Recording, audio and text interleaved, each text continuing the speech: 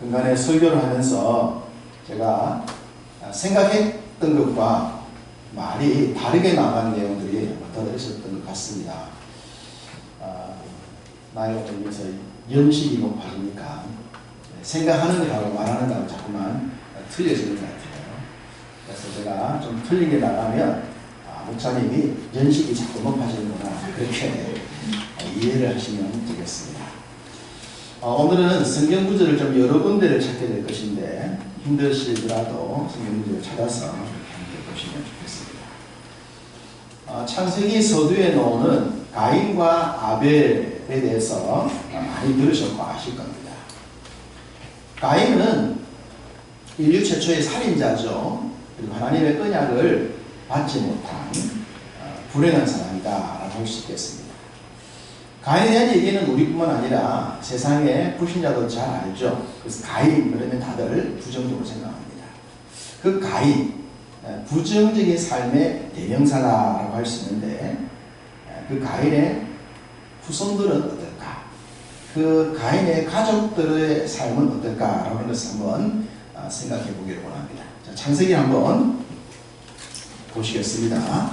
창세기 4장입니다.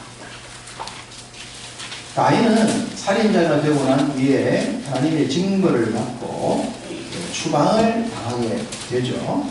창세기 4장 16절을 보시면 가인이 여호와 앞을 떠나서 에덴 동쪽 롯 땅에 거주했다 라고 말하고 있습니다. 자, 여호와 앞을 떠났다. 우리는 호람되어의 삶이죠. 여호와 앞에서. 그런데 여호와 앞을 떠났다라고 말하는 것은 이제 불신의 상징적인 표현으로 볼 수가 있습니다. 하나님을 떠난 가인의 이야기는 17절 이하에 보면 그의 후손들의 이름이 쭉 기록이 됩니다.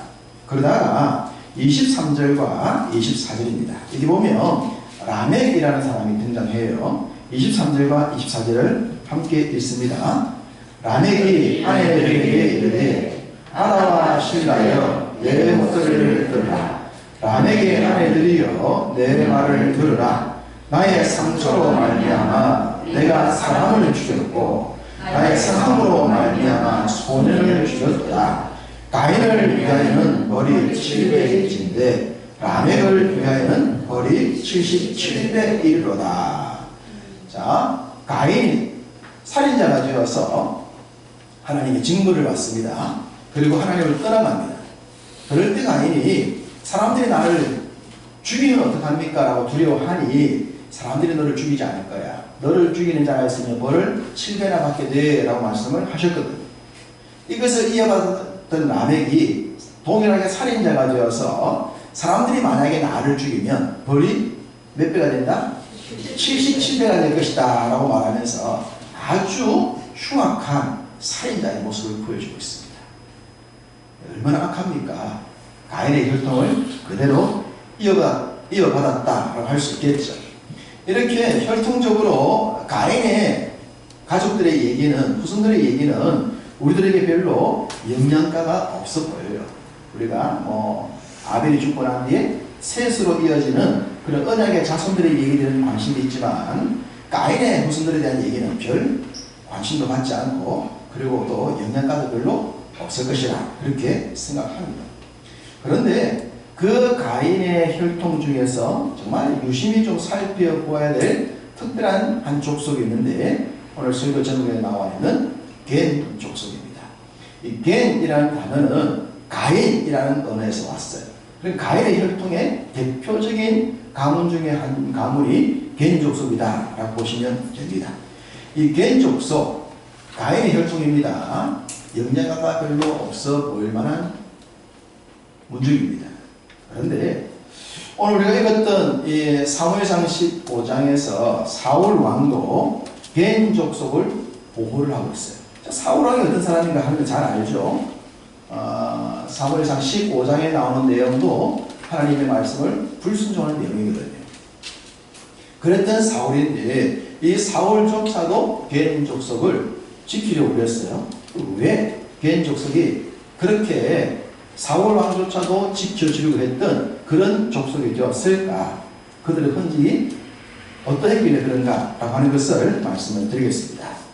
이스라엘 자손들과 이 겐족속이 최초로 이어지는 사건은 모세 때부터입니다. 자, 출애굽기 3장을 보겠습니다. 출애굽기 3장 1절입니다. 출애굽기 3장 1절 함께 읽습니다. 모세가 그의 장인 미디안 제사장 이드로의 양떼를 치더니 그 떼를 광야 서쪽으로 인도하여 하나님의 산 호렙에 이르매. 호렙산에서 하나님을 만난 장면이에요. 그때 양을 치고 있었는데 누구의 양? 장인의 양. 장인의 이름은 이드로입니다. 이드로. 잘 아시죠? 이드로예요. 그런데 이 이드로 아내 십보라의 아버지요 자기에게 장이 되어지는 이 이드로의 이름은 또 다르게도 나옵니다. 바로 앞에 나오는 출애굽기 2장 18절을 보실까요? 출애굽기 2장 18절에 보면 누가 나옵니까?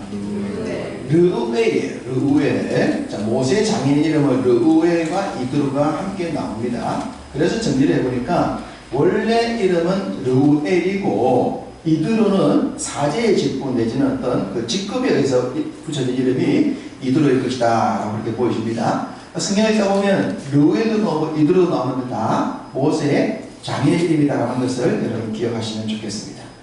그러면 이 모세의 장인 이드로 르우엘 그가 어느 족속이냐라고 하는 것이죠. 사사기 1장을 보겠습니다. 구약성경 361쪽으로 가봅시다. 사사기 1장 16절. 자, 모세의 장인은 어디 사람이라? 겐 사람이라.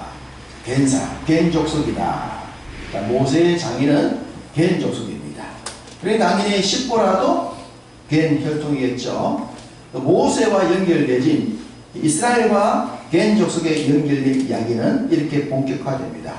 모세가 광야에 도망자로 살다가 이 십보라를 만나게 되었고 이 집에서 결혼하여 사이가 되어 겐 족속과 함께 어우러져 삽니다. 이후 모세가 출애굽의 여정 속에 장인과의 관계된 몇 가지 얘기를 보여줍니다. 자, 여러분 성경을 기억을 하실 텐데 모세의 장인이 모세에게 도움을 줬던 아주 큰 일이 하나 있고 그것이 이스라엘 가문의 이스라엘 속에 시스템으로 자리를 잡은 일이 하나 있습니다. 무엇인지 기억나십니까? 그렇죠. 10부장, 1000부장 받는 얘기입니다. 출애굽기 18장에 보면 모세 장인이 모세를 찾아와요. 그때 모세가 장인을 인사하고 난 뒤에 잠깐 기다려주세요. 제가 할 일이 있습니다. 라고 하면서 백성들을 재판하는 장면을 보여줍니다.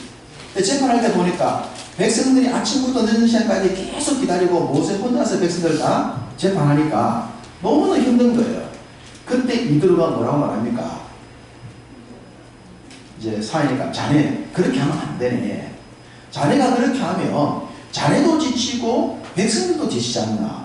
종일 동안 하루 종일 아니면 하루가 지나도록 재판받으려고 순서를 기다리는데 그렇게 하면 힘이 드니까 이렇게 하세 하면서 백성들 중에 좀 똑똑하고 괜찮은 사람들을 뽑아라. 그래서 1000부장, 100부장, 50부장, 10부장 삼아라.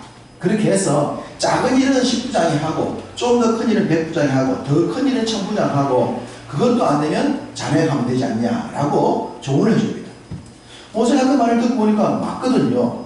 그래서 시스템을 하나 세우죠. 우리 소위 1000부장, 100부장 제도가 이스라엘에 자리를 잡게 됩니다. 이걸 누가 했다?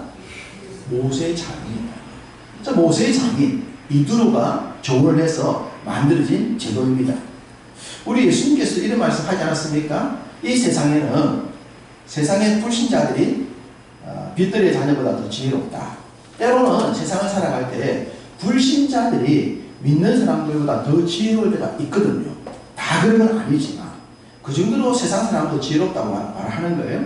이 이드로가 그러면 모세와 똑같은 그런 여호와 하나님의 신앙이냐 아니냐라고 하는 것은 정확히 정리하기 어렵습니다만 어쨌든 이드로가 도움을 줍니다. 도움을 주었고 모세가 도움을 받았고 그것이 이스라엘의 제도에도 일조를 가하는 그런 유익한 만남이 되는 거예요.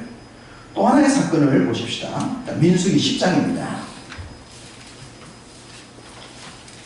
212쪽 민수기 10장 29절입니다. 민수기 10장 29절 함께 있습니다. 모세가 모세의 장인 미디안 사람 르우엘의 아들 호밥에게 이르되 여호와께서 주마하신 곳으로 우리가 행진하나니 우리와 동행하자. 그리하면 선대하리라. 여호와께서 이스라엘에게 복을 내리라 하셨느니라. 이게 르우엘의 아들 호밥. 그러니까 모세에게 누가 됩니까? 천함이죠. 천함이 되겠죠. 모세의 천함 호밥에게 광야길을 가는데 같이 갑시다라고 제의를 합니다. 그 이유에 보면 30절 이하에 나온 내용을 보면 호밥이 거부해요. 우리는 안 가겠어요 라고 말합니다. 그러자 모세가 거듭 제의합니다. 같이 가라. 그리고는 성경에서 끝이 나는데 뒤에 나오는 말씀을 정리해보면 이때 호밥이 모세의 제의를 받아들이는 걸 보여요. 같이 동행했을 거예요. 그리고 모세가 출애굽을 할 때에 이 호밥 장인이었던 르우엘과 함께 천왕까지도 모세에게 큰 도움을 주게 됩니다. 이들은 미디안 족속이었잖아요.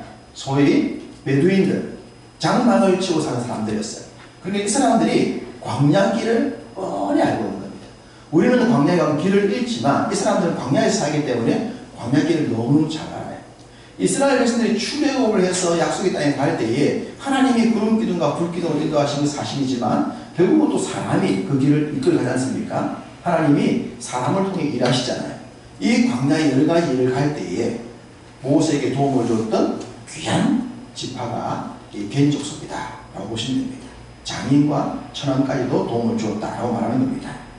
이렇게 모세 때 연결되었던 겐 족속인데 이후의 성경을 보다 보면 이 겐 족속이 참 진짜 나시가 겐 것처럼 괜찮은 족속이구나 라고 하는 걸 알 수가 있어요. 자, 하나의 기사를 보겠습니다. 사사기를 보십시다. 사사기 4장입니다. 366쪽입니다. 사사기 4장. 사사기 4장은 드보라, 여사사였던 드보라의 전쟁이 기록되어 있는 내용이죠. 그 내용과 관계 있습니다. 사사기 4장 11절 같이 있습니다. 모세의 장인 호밥의 자손 중 겐 사람 헤벨이 떠나 게데스에 가까운 사나님 상수나무 곁에 이르러 장막을 쳤더라. 자, 여기서 모세의 장인 호밥이 되었는데 정확히 말하면 어떻게 되겠습니까? 모세의 처남. 그렇습니다. 자, 성경이 장인이라는 단어가 언어적으로 처남으로도 해석이 되기 때문에 했는데 우리가 앞에 내용을 보면 이럴 때 헷갈리면 안 되겠죠? 모세의 장인은 이드로였고 그 아들 호밥 그리고 그 자손 중에 겐 사람이었는데 이름은 헤벨이 나옵니다. 자, 헤벨. 이 헤벨이라는 사람이 바로 겐 족속이에요. 그리고 이 헤벨의 아내가 누굽니까? 헤벨의 아내가 시스라와의 전쟁에서 시스라를 죽였던 야엘이죠. 야엘. 굉장히 사사기에 나오는 여인들 가운데 드보라와 함께 쌍벽을 이룰 정도로 굉장한 믿음의 여인으로 성경이 칭찬하고 있는 사람이 야엘입니다. 이 당시 이 가나안 왕 야빈과 전쟁을 했는데 철병 그 900대를 가지고 있었어요. 탱크가 900대다 말이에요. 탱크가 보병전에서 탱크가 900대 나왔어요. 감당할 수 없는 전쟁이죠.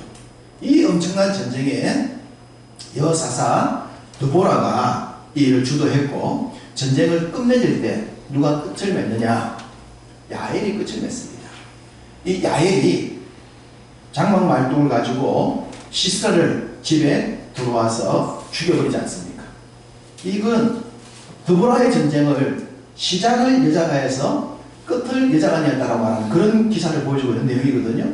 그 시대에 남자가 주도적인 전쟁을 해야 되는 그런 시대에 여인을 통해서 일했던 놀라운 일을 보여주고 있는데, 그때 이 시스라를 제거했던 믿음의 여인이 누구였다? 야엘이다. 그 야엘이 누구의 아내? 겐 족속 헤벨의 아내다. 그러면 야엘도 겐 족속이냐 아니냐라고 알 수가 없어요. 남편은 분명 겐 족속이라고 말을 했지 않습니까? 그러니까 그 아내도 같은 족속이었을 가능성이 높은 겁니다. 왜냐하면 이 사람들은 천막을 치면서 장막생활하는 베두인 사람이기 때문에 같이 살면서 같이 결혼할 가능성이 높죠. 그러니까 야엘도 겐 족속이었을 가능성이 높은데, 바로 이 여인이 큰 전쟁을 끝맺는 일에 등장하고 있다. 저는 성경을 보다가 야엘의 기사를 보게 되시면 마치 여리고성의 라합 같아요. 여리고성의 라합, 기생 라합.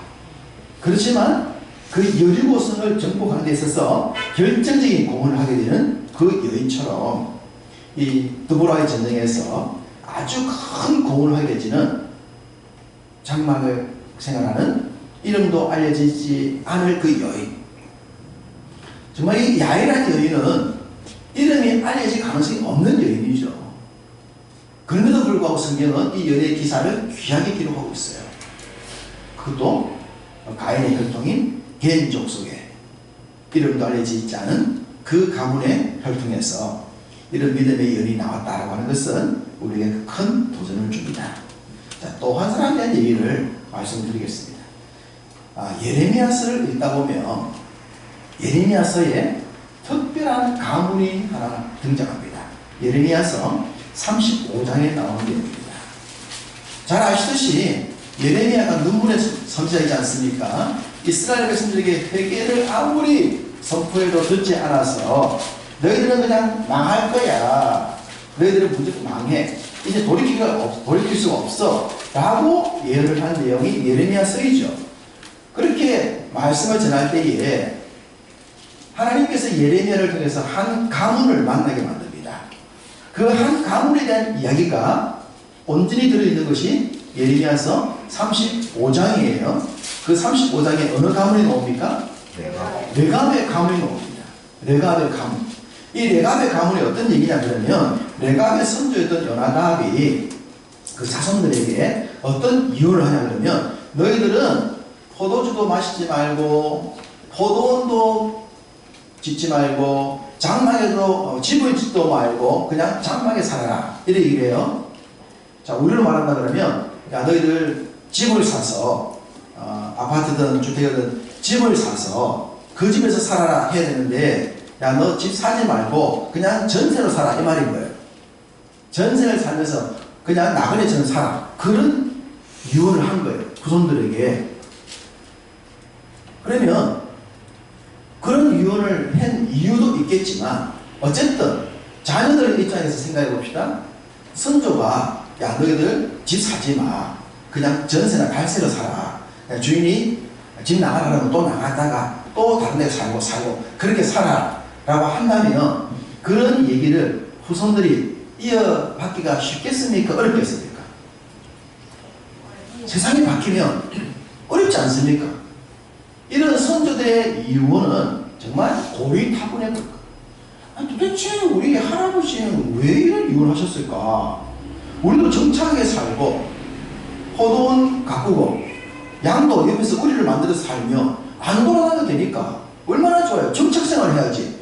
왜 정착생활을 하지 못하도록 나그네처럼 살라고 했을까? 천막 치고 다니면서 그러라고 하셨을까? 라고 할 만한데도 불구하고 이 레갑의 자손들이 예레미야까지 올 때까지 이 약속을 지키고 있었던 거예요. 그래서 하나님이, 야, 이스라엘 백성들아, 내가 너희들한테 한 가지 물어보자. 너희는 선택받은 백성인데 어떻게 해서 그렇게 내 말을 안 듣냐? 그러면 자, 이 족속 한번 내가 보여줄게. 이 족속은 옛날 선조들이 집 사지 말고 나그네로 살아라 그랬는데 그거 지키는 거 안 지키는 거 한번 알아보자. 포도주도 마시지 말고 포도원도 가꾸지 말라고 해서 지키는 거 한번 보자 해서 불러드린 거예요. 예레미야가, 야, 내가 족속 이리 와. 성도들을 불러드렸어요. 불러놓고 하나님의 말씀이야. 포도주를 먹어. 그랬더니 안 먹는다는 거예요. 왜? 우리 선조가 포도주 먹지 말고 포도원도 가꾸지 말고 집도 짓지 말고 장막에 가면 살아라 그랬는데 우리는 지금도 그렇게 살 겁니다. 안 먹습니다. 아무리 하나님의 말씀을 전한다 하더라도 우리 선조가 전한 내용을 우리는 어길 수 없습니다 라고 말하는 거예요.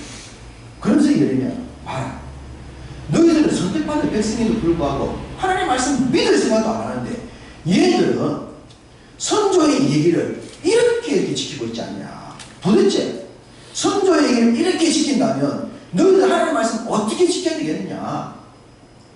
그거 책망하고 있는 거예요.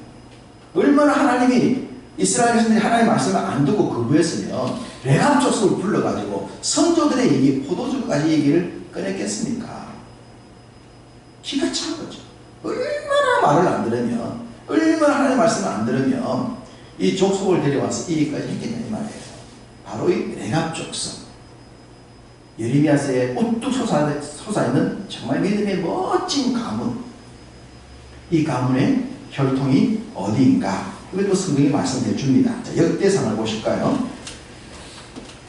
역대상 2장 55절입니다. 구약성경 612쪽입니다. 역대상 2장 55절 함께 읽습니다. 야베스에 살던 서기관 종족 곧 기랏 종족과 시므아 종족과 수가 종족이니 이는 나 레합 가문의 조상 함맛에게서 나온 겐 종족이더라. 겐 종족, 겐 족속이에요. 이 겐 족속에서 또 레갑의 가문이 나왔어요. 와, 대단하지 않습니까? 가인의 후손이고 그 가문에 라멕 같은 사람이 나왔는데 이 겐 족속은 놀랍게 모세와 연결되고 난 뒤에 이스라엘 역사에 중간중간에 큼직큼직한 흔적들을 남겨놓고 있는 걸 볼 수가 있습니다. 제가 서두에 말씀을 드렸죠. 가인이라고 하는 이름은 영양가가 없다. 그리고 그 가인의 후손들도 당연히 별 영양가가 없을 거야 라고 생각할 수 있겠습니다만 겐 족속은 달랐다는 겁니다. 이 족속은 특별했습니다. 놀라운 흔적을 보여주고 있습니다. 오늘날 우리가 우리 사회에서 그런 얘기를 많이 하지 않습니까? 수저론 얘기를 많이 하죠. 부모님의 어떤 수저를 타고났느냐에 따라서 자녀의 삶이 결정된다는 얘기를 많이 합니다. 사실 부모님이 물려주는 경제적이나 어떤 환경들을 무시할 수 없는 건 사실입니다. 그러나 그것이 절대적이 될 수는 없다고 하는 사실입니다. 부모가 물려준 것보다 더 중요한 것은 본인이 어떤 삶을 살겠느냐는 선택입니다. 어떤 삶을 내가 살아갈 것이냐는 선택이 중요한 것이지 부모가 물려준 것이 중요한 것이 아니에요. 물려준 것이 우리에게 더 유익할 수는 있겠지만 그것 때문에 잘못된 선택한 사람들이 얼마나 많습니다.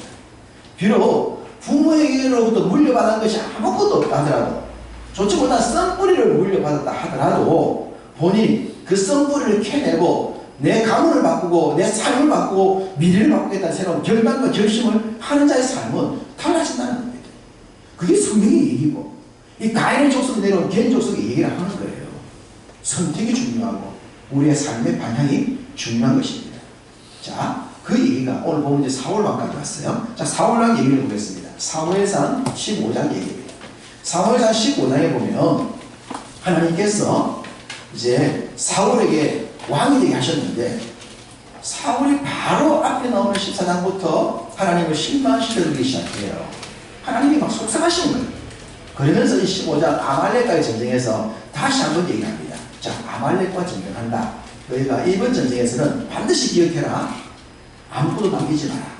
사람도 남기지 말고 우양도 남기지 말고 어린아이가 남기지 마라. 다 뭐하라? 진멸하라, 죽이라. 다 그러니. 그래서 아말렉을 완전 씨를 말린 얘기를 하나님이 여기서 하고 계신데 불행하게도 사울왕이 여기서 또 어떻게 했죠? 불순종해가지고 우양에 가장 좋은 것만 남기지 않습니까? 나중에 사무엘 선자가 이거 뭐예요? 말하니까 뭐 하기 위해서? 하나님께 제사하기 위해서. 하나님이 속상하신 거죠. 야, 내가 언제 너희한테 양 원하더냐? 내가 언제 염소 원하더냐? 내가 너희한테 헌금 원하더냐? 너희가 진솔한 마음으로 나를 믿고 따르는 거 그걸 원하는데 너희는 지금 착각에 빠져가지고 내가 뭐 교회 나와주면 됐지 뭐 내가 하나 헌금 드렸으면 됐지 뭘 원합니까? 이런 식의 착각하고 있는 거죠. 그래서 하나님이 15장 아말렉과 전쟁에서 사울에게 완전 마음이 돌아서 그러죠. 아, 너 안 되겠구나. 너는 내가 말하는 의도를 정말 모르는구나. 하나님이 사울을 진짜 버리게 되는 결정적인 사건이 여기서 나오는데 이때 6절입니다. 자, 이때 사울이 개인 사람에게 하는 내용이 오늘 보면 6절이에요. 자, 6절 같이 했습니다. 사울이 개인 사람에게 이르되 아말렉 사람 중에서 떠나가라. 그들과 함께 너희를 멸할까 하노라. 이스라엘 모든 자손이 애굽에서 올라올 때에 너희가 그들을 선대하였느니라. 이에 개인 사람이 아말렉 사람 중에서 떠나니라. 너희가 애굽에서 올라올 때에 이스라엘 백성들을 선대하였느니라. 이 얘기가 바로 앞서 모세가 호밥에게 우리와 함께 하자. 같이 가는 얘기겠죠. 함께 하면서 이들이 출애굽하는 이스라엘 백성들에게 도움을 주는 얘기예요.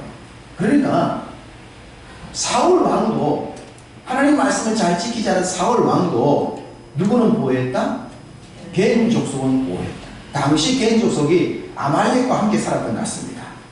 그래서 사울이 만약에 그대로 공격하게 되면 아말렉과 함께 있던 개인 족속도 피해를 입을 수밖에 없으니까 전쟁을 앞두고 개인 족속들이 빠져나와. 우리가 너희를 칠 거야 라고 말하면서 개인 족속을 보호하는 장면을 보여줘요. 사울 왕조차도 개인 족속을 보호를 해줬어요. 보호를 받을 수 있는 특별한 한 지파 얘기가 바로 가인의 혈통에 내려왔던 개인 족속에 대한 얘기입니다.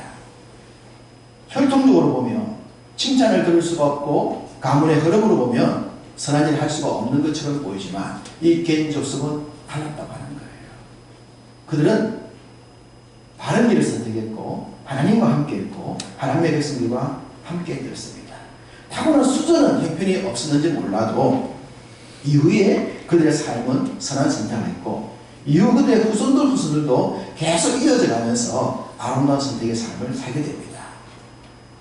레갑의 후손들, 이 개인 족속들은 훗날 아수르가 세계를 정복할 때에도 보호를 받습니다. 그들이 광야에 살았기 때문에 하나님이 광야에서 백성들이 도시에서 남할 때에 이들이 보호받을 수 있는 길을 열어주세요. 후대 역사까지 개인 족속이 하나님의 특별한 보호받는 까지 보여주는 걸 볼 수가 있습니다. 믿음의 선택을 하고 믿음의 길을 가게 되어지면 하나님이 책임을 진다고 하는 것을 이 개인 족속이 잘 보여주고 있습니다. 우리가 우리의 삶의 부모로부터 물려받은 것이나 어떤 환경적인 내용을 탓하기 앞서서 나는 하나님 앞에서 어떤 믿음의 결단을 하고 있는가, 나는 어떤 믿음의 선택을 하고 있는가, 이것들을 먼저 생각해 보았으면 좋겠습니다. 믿음의 선택을 하고 선한 길을 가게 되어지면 하나님이 책임질 줄로 믿습니다. 내가 하나님께 드리면 하나님이 나의 삶에 부어줄 줄로 믿습니다.